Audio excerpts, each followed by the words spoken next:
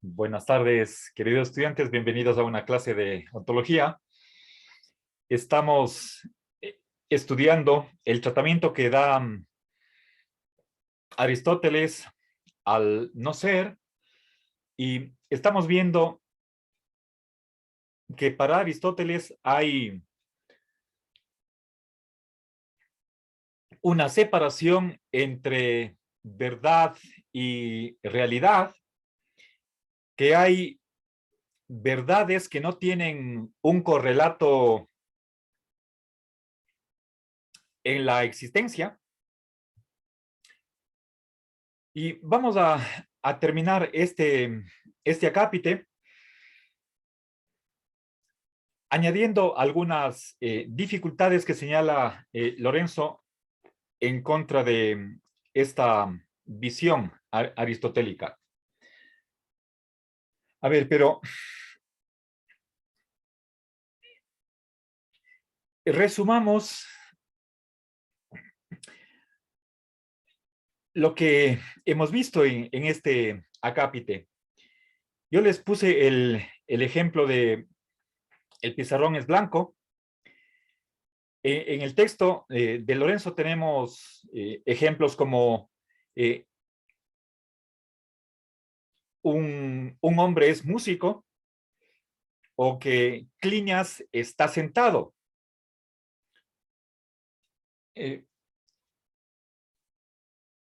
Tomemos, por ejemplo, el ejemplo de Clinias está sentado. ¿Sí?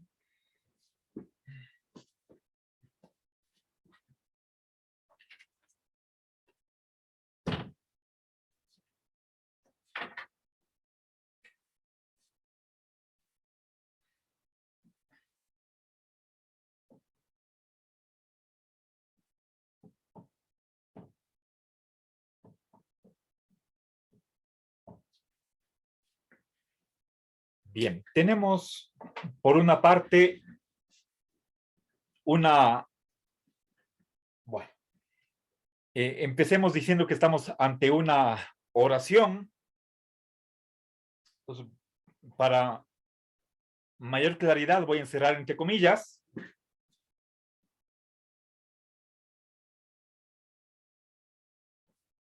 Ahora, si nosotros hacemos el análisis gramatical, conviene dividir a esta oración en tres partes.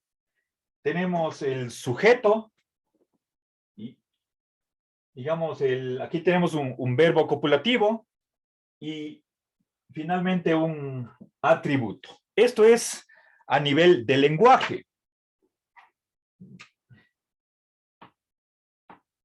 Ahora, ¿qué sucede en la realidad? Al sujeto le corresponde una sustancia.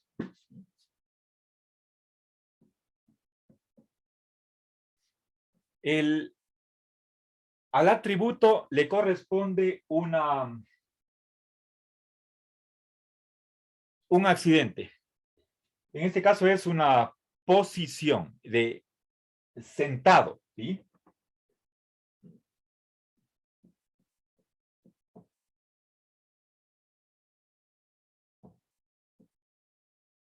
Bien. ¿Y cuál es el correlato ontológico de la cópula?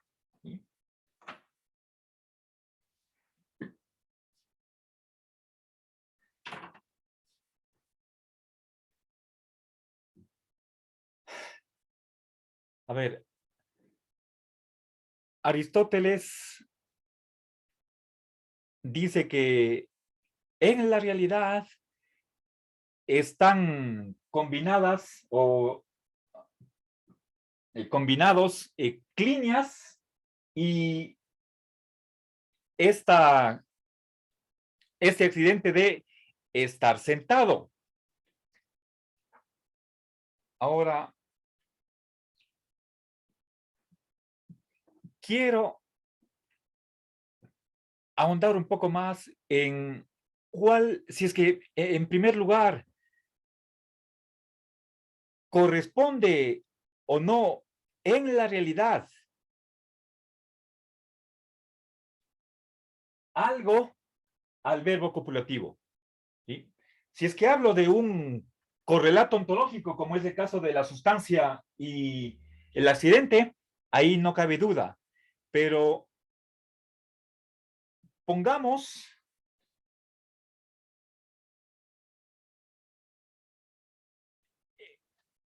el fundamento de esta verdad. Partimos de que estamos ante una oración verdadera y lo que me interesa es en qué se basa esa verdad, ¿sí?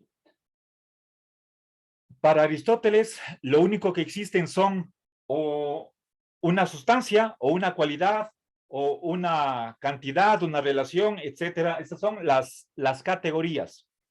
Pero aparentemente, a primera vista,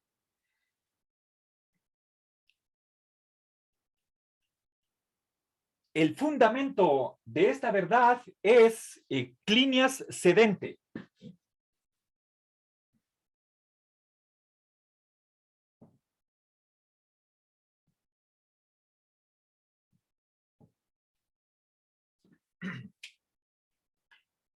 El sedente es un participio activo, o si quieren, participio presente, de origen latino. En latín, sedio es, sedere es estar sentado, ¿sí? Y ahí formo este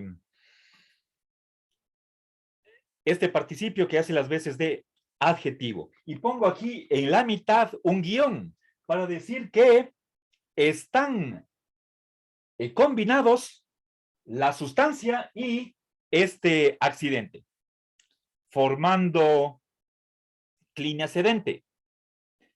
Pero la pregunta es, ¿qué es clínica sedente? ¿Es algo real? Entonces,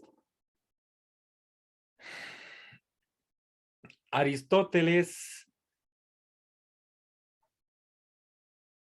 no concede realidad. A ver, esto es lo que Aristóteles llama es un ser por accidente, un ente per accidens, ¿sí?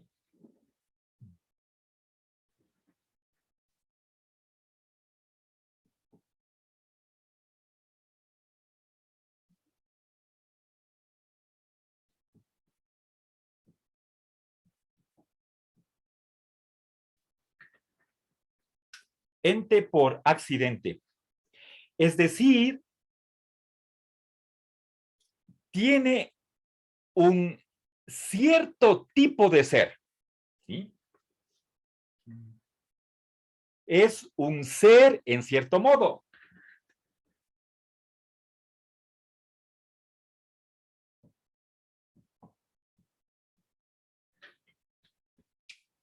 Bien.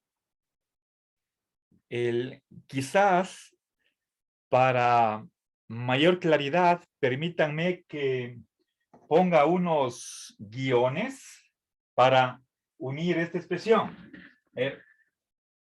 Ente per accidens y ser en cierto modo.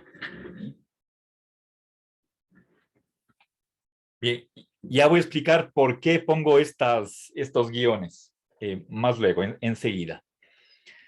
A ver, entonces, ¿qué es? ¿Qué es este clinias sedente? ¿Sí? Entonces, he dicho que es el fundamento, a ver, esto es el fundamento de la verdad, ¿sí?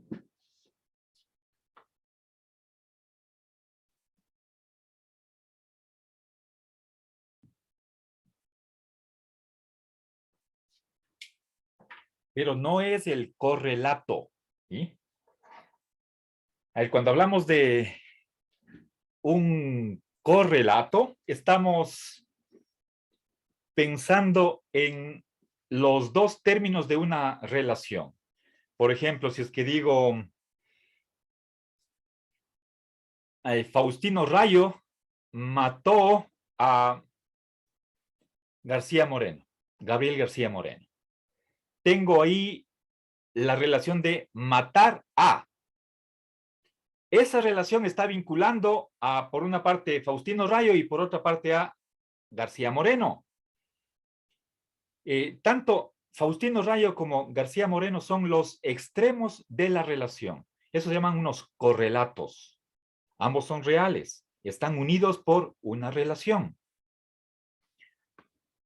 Entonces, cuando hablamos de correlatos, tenemos que hablar de entidades reales. Por eso,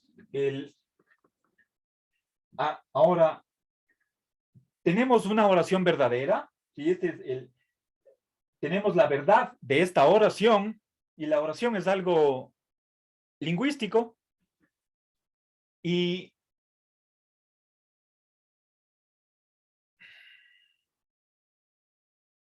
por otro lado, es como si hubiera un clinias sedente, es decir, una sustancia que tiene una cualidad, pero entendida en el sentido aristotélico de específicamente una posición.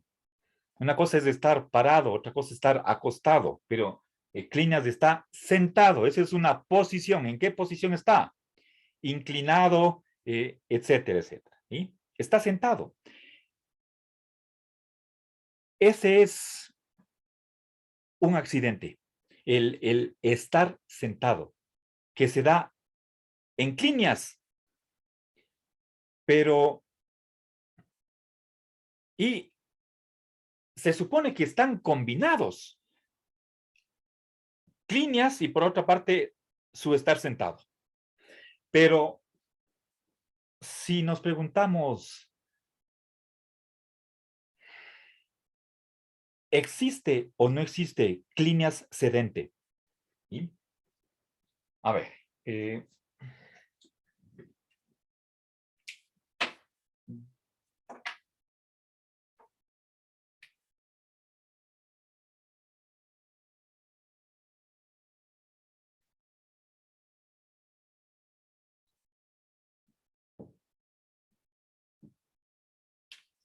verán, la pregunta es, si quieren ustedes, sencilla, simple y llana. Estoy queriendo saber si es que esta sustancia en combinación con un accidente es algo real o no. Está reconocida esta combinación en la ontología aristotélica.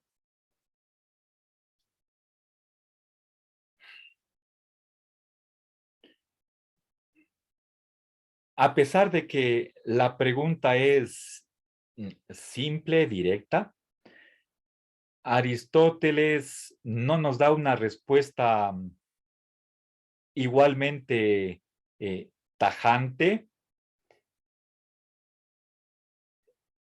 Ya he dicho en parte qué es lo que responde Aristóteles.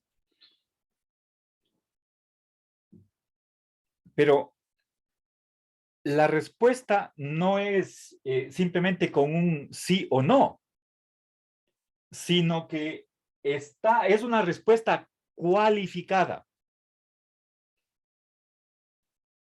Una respuesta que tiene estos complementos que nos dificulta el sacar ciertas consecuencias que nosotros quisiéramos, o que si tenemos una mentalidad al modo de Platón, quisiéramos sacar consecuencias para responder con un simple sí o con un simple no. Pero Aristóteles evade ese tipo de respuestas tajantes. A ver, por una parte podríamos decir que este clinia sedente no es nada, puesto que lo único real es o la sustancia o la cualidad, la cantidad, la relación, acción, pasión, posición, espacio-tiempo y, bueno, creo que perdí la cuenta o no estaba siguiendo un orden determinado la enumeración de las 10 categorías. Lo único que existen son las 10 categorías. Una sustancia ahí, 9 accidentes. Esto de acá no es ni sustancia, ni tampoco cualidad, ni cantidad. Es otra cosa. Por lo tanto, según la ontología aristotélica, no podemos decir que esto sea algo real, que esta combinación sea algo real. ¿Sí?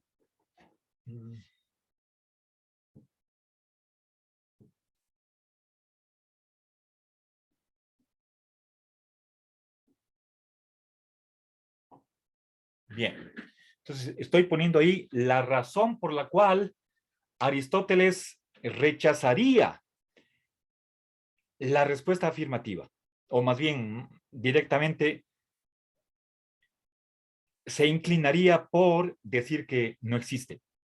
Sin embargo, Aristóteles, de alguna manera o en algún sentido, responde afirmativamente, pero de una manera matizada. Entonces, añado su segunda respuesta.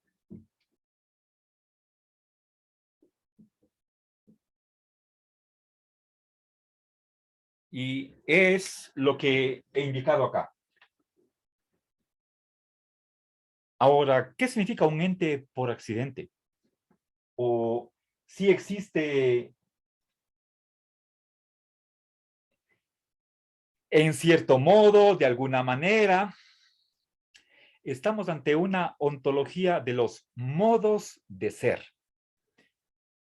En lugar de la ontología platónica, que nos hablaba de mayor participación en la existencia o menor, de que algo puede ser más real o menos real. Ese es gradualismo. En cambio, lo propio, lo característico de Aristóteles es hablar de modos de ser. En vez de preguntarnos cuánto existen, deberíamos preguntarnos en Aristóteles de qué manera, cómo existe. Eso es los modos de ser. Ahora, pensemos en una dificultad que nos presenta esta combinación de clinias sedente.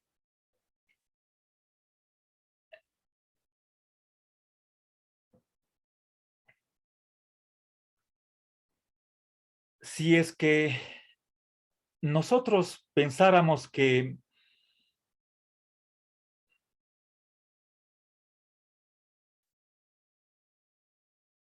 si es que es sustancia o accidente, esta combinación, porque no hay más, lo único que existe son o sustancias o accidentes. Aparte de eso, no hay más, pero tenemos ante nosotros algo que no encaja en ninguna de esas categorías. Ahora, será una sustancia, pero el problema es que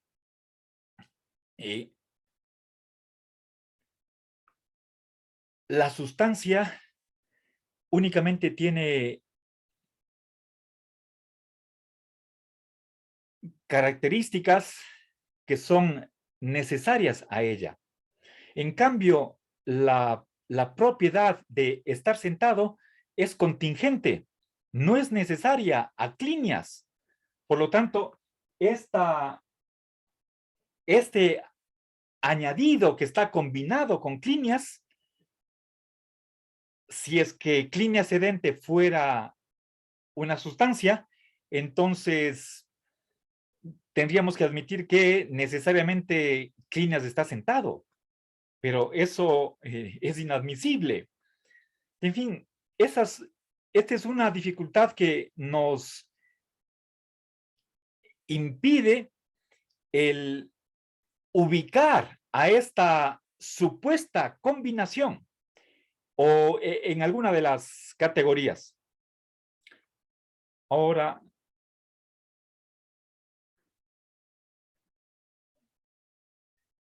por otra parte, si por un lado tenemos el ser en cierto modo, por ejemplo, pensemos el ser en acto, el ser en potencia, el ser en sí, ser en otro. Esos son modos de ser. Por otra parte, tenemos el ser a secas, ¿sí? O el ser en sentido propio, en sentido estricto.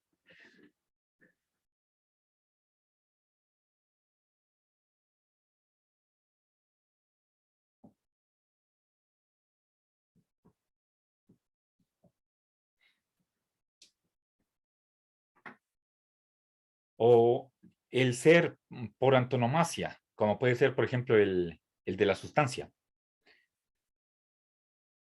Aquí tenemos nosotros dos tipos de ser.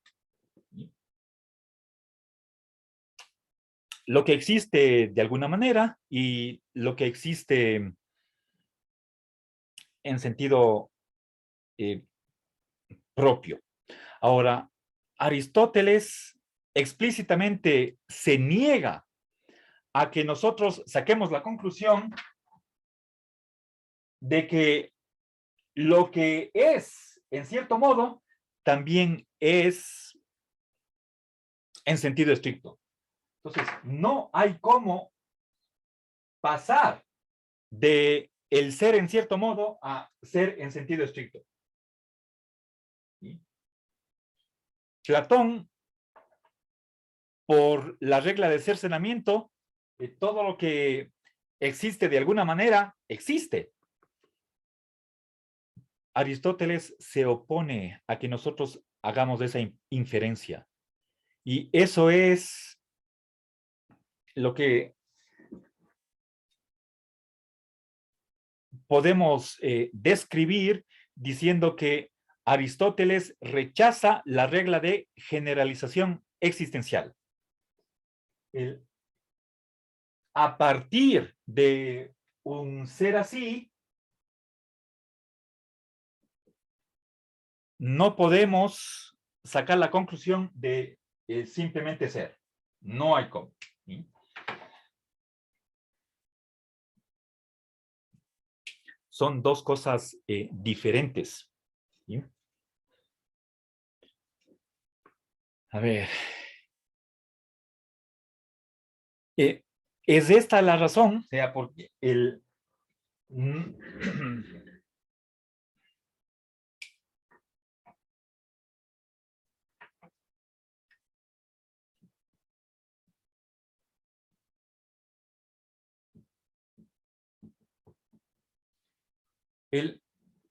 recuerden, en lógica, tanto en la lógica clásica cuanto en una no clásica, normalmente, no digo que todos los lógicos, digo, por lo general, la mayoría aceptan que de una premisa predicativa, como puede ser, por ejemplo, A es F, que el objeto A posee la propiedad F, de ahí concluimos que existe algo, tal que es F. Ya, por lo tanto, esta regla lo que nos está diciendo es que para que un objeto realice esa función de ser el sujeto al que se le atribuye una propiedad, tiene que existir. Caso contrario, no sería posible la atribución, la predicación. Aristóteles no está de acuerdo con eso. Por más que una supuesta entidad tenga una propiedad o esté de alguna manera relacionada con una propiedad, por ejemplo, que una sustancia tenga un accidente, eso no necesariamente acarrea que en la realidad haya o exista un ser que posea una propiedad. Entonces, Aristóteles está jugando con modos de ser. ¿Ya? No es posible que lo que exista de cierto modo simplemente exista. Es como el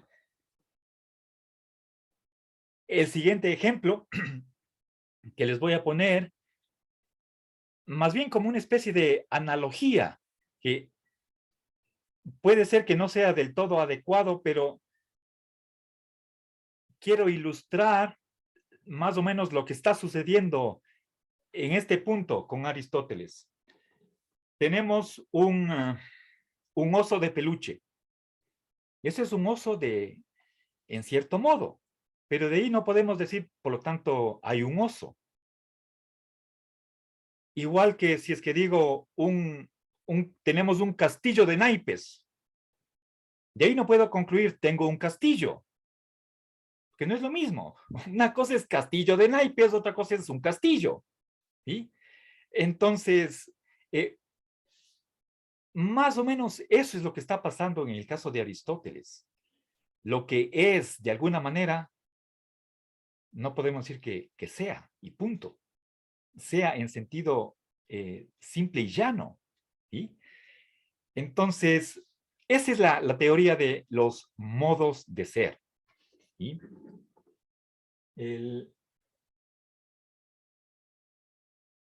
A ver, y por eso, esa es la razón por la cual pongo aquí estos guiones para dar a entender que habría que tomarle esta expresión o estas expresiones como un todo unitario, indiviso, que no hay cómo separar.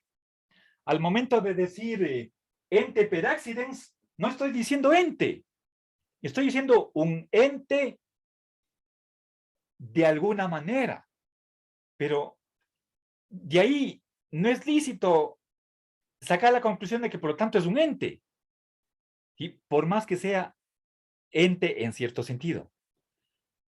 ¿Sí? Bueno, ustedes, espero que estén comprendiendo la metodología aristotélica, que está en contraste con lo que era el espíritu platónico. Platón estaba muy contento de cercenar ciertos complementos y por esa vía llegar a conclusiones contradictorias. Eso es lo que hace un pensador dialéctico. Paulino, por favor, su micrófono.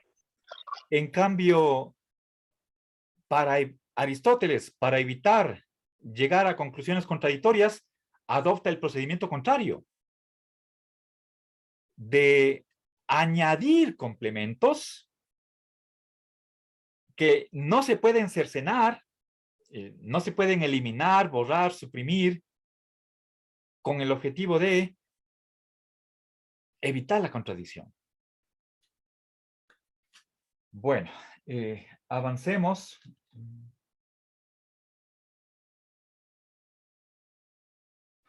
Ahora, para terminar, sí quisiera señalar alguna dificultad, por lo menos, que tiene este procedimiento. A ver, una de las cosas que señala Lorenzo es la siguiente.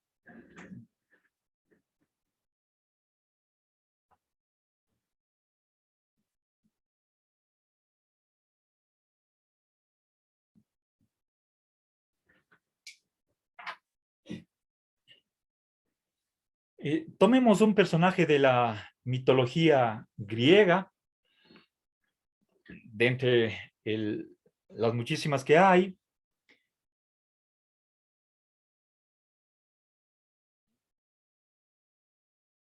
Y preguntémonos, ¿qué pensaría Aristóteles con respecto a uno de esos personajes? Por ejemplo, hablemos de Centauro, que tiene el cuerpo de caballo, pero en la parte del cuello a la cabeza, ahí tiene el torso, el, los brazos y la cabeza humanos.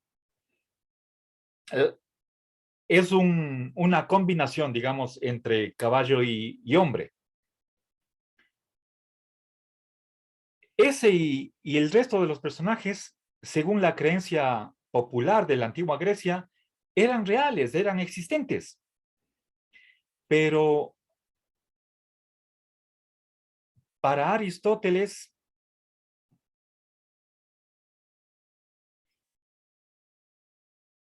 no sería lo mismo el,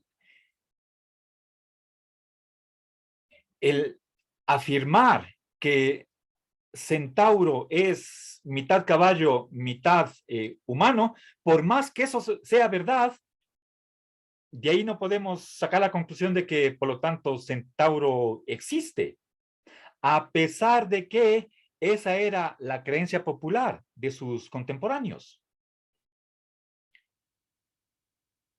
Si bien Aristóteles quiere separar lo que es verdad de lo que es existencia, la creencia de la antigua Grecia va por otro lado. En no hacer esa separación.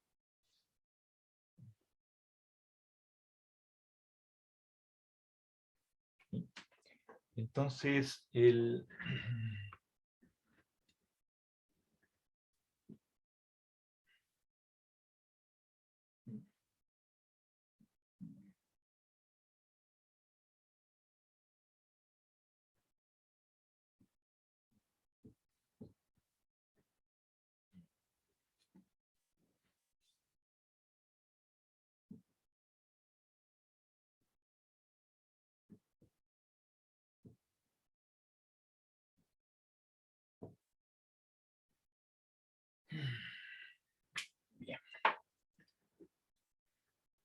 Ahora, otra dificultad que menciona Lorenzo, y con esto acabo, es que si es que para Aristóteles los personajes de la mitología, como el que les acabo de poner, Centauro, en otra ocasión hablé de Pegaso, que son reducidos a ser meras significaciones. Es decir, Pegaso no es que sea por más que sea verdad que es un caballo volador, eso no significa que sea una sustancia viviente y además que tiene sensibilidad, que pueda moverse y que tenga alas. Entonces, hay un reino de significaciones, pero que no existen. Significaciones desexistencializadas. Lo cual, dicho brevemente en resumen, Pegaso es simplemente un sentido de una palabra, nada más, pero no es nada real. Ahora, si es que pensamos en Eneas, Eneas es hijo de Venus, y si es que Eneas es un mero significado, eso significaría que acarrearía la consecuencia de que Venus dio a luz un significado. ¿Sí? A ver,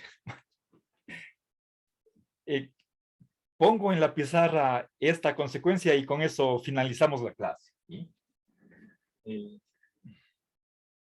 A ver, Eneas es hijo, a ver, voy a poner Eneas es hijo de Venus. Eneas es un significado, según Aristóteles, por lo tanto, ¿sí? Venus dio a luz un significado.